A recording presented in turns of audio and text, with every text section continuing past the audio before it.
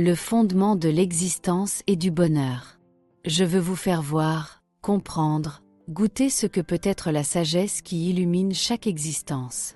Je veux que vous puissiez découvrir et vivre ce qui est le fondement de la vie. Ne vous écartez pas du fondement de l'existence et du bonheur. Si vous poursuivez des buts qui ne sont pas essentiels, alors vous vous perdrez dans des mondes de projets plus ou moins lointains que vous n'atteindrez jamais et qui éveilleront des désirs et des besoins que vous ne pourrez pas assouvir. Moi, je vais toujours vous conduire à vous éveiller dans l'essentiel, dans le fondement de ce que vous êtes au-delà des illusions et des fausses identifications. Ce que vous êtes, vous l'êtes et vous le possédez. C'est déjà là, ce n'est pas ailleurs. Bien sûr qu'il existe des mondes supérieurs et que vous pouvez les atteindre. Mais avant cette grandeur universelle, vous devez d'abord vous connaître vous-même et être dans une stabilité indestructible, à l'image d'une racine. Être enraciné, c'est avoir trouvé votre place et votre rôle, votre fonction sur la Terre. Alors vous pouvez croître vers les hauteurs en développant vos sens et vos perceptions subtiles, qui vous permettront d'entrer en communion avec ce qui est au-delà de la Terre. Croître vers les mondes supérieurs nécessite toute une science, car à chaque corps, organe, sens, faculté que vous développez à partir de la racine de votre être, vous devez placer des gardiens et définir des fonctions. Si vous ne connaissez pas ce savoir de la protection et de la clarté, vous serez en danger, car entre la Terre et les mondes supérieurs, il existe différents mondes peuplés de voleurs, d'usurpateurs et d'influences trompeuses. C'est parce que vos ancêtres ont rencontré ces influences et n'ont pas su les maîtriser que leurs sens subtils, leurs facultés magiques se sont atrophiées jusqu'à ne plus fonctionner. Moi, je veux vous éveiller dans le réel de la Terre afin que vous puissiez percevoir ma grande école de sagesse qui est présente et agissante en vous et autour de vous. Elle vous enseignera à vous concentrer pour percevoir ce que vous devez faire et ce que vous devez défaire dans votre vie et non pas ce que vous pourriez et devriez faire. Faites ce que vous avez à faire maintenant et le reste, vous y penserez plus tard. Mon enseignement est la connaissance de la loi de la réalité des mondes.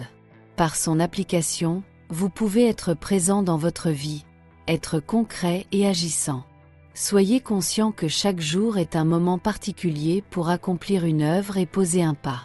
Il y a en chacun de vous une horloge biologique qui est reliée avec des influences cosmiques et aussi avec des forces de ma nature.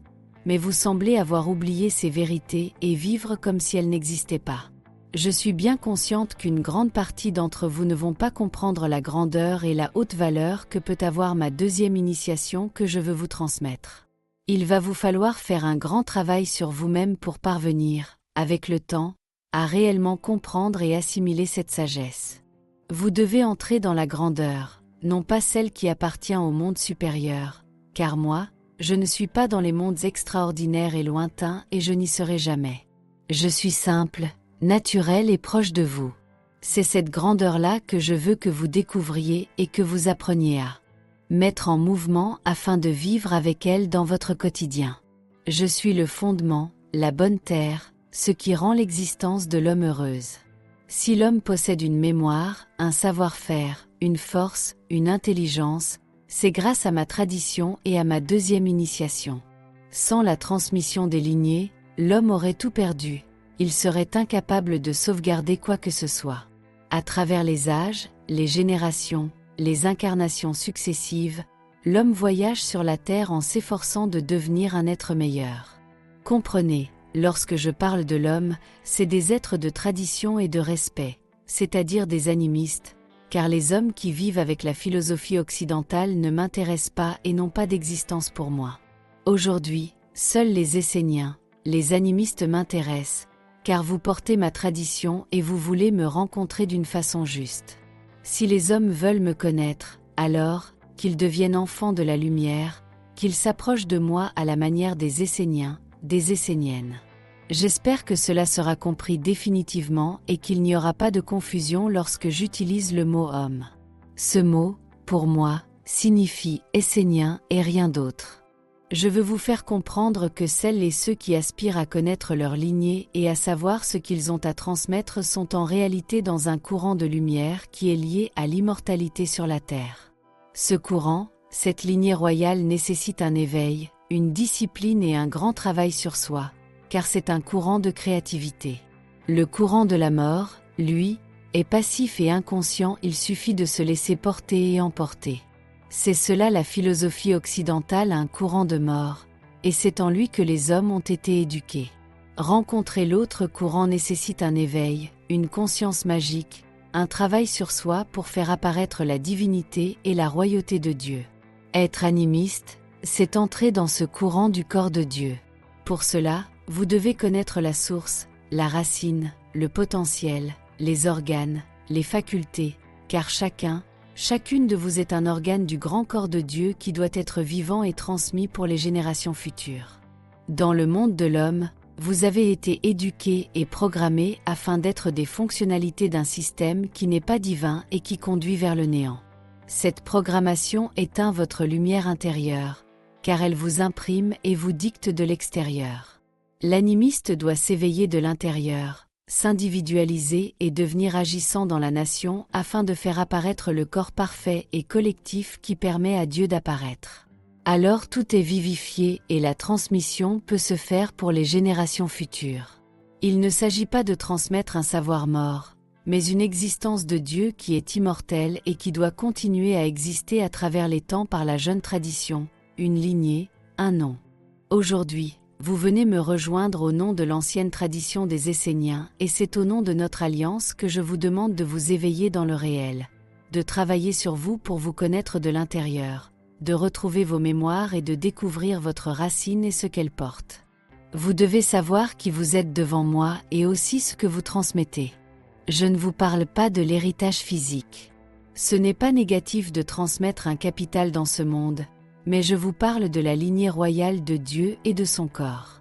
Je suis consciente que vous ne comprendrez pas la grandeur de ce que je vous enseigne, mais ce qui est important pour moi, c'est de rouvrir ce chemin et de mettre ces semences en terre pour que demain, l'intelligence apparaisse.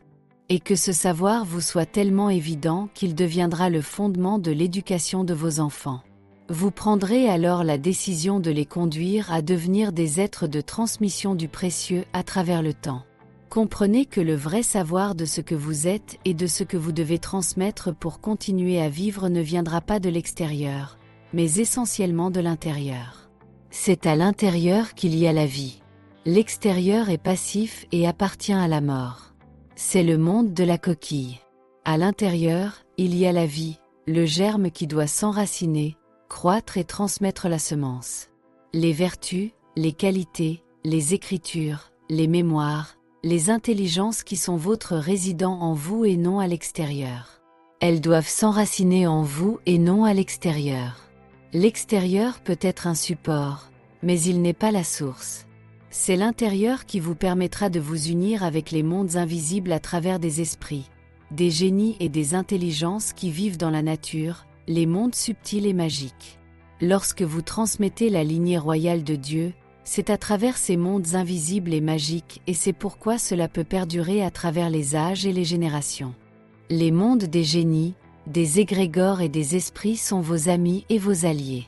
Vous devez être certain de cela. Vous avez la capacité de parler à ces mondes et de leur dire que vous êtes des porteurs de leurs valeurs, de leur lignée, de leur royauté. Alors ils seront heureux de vous protéger et de poser dans la stabilité et la force les mondes qu'ils recevront de vous en héritage. Comprenez que votre corps sera toujours une terre pour quelque chose. Étudiez ce savoir, conduisez-le dans la pratique de l'initiation et transmettez-le.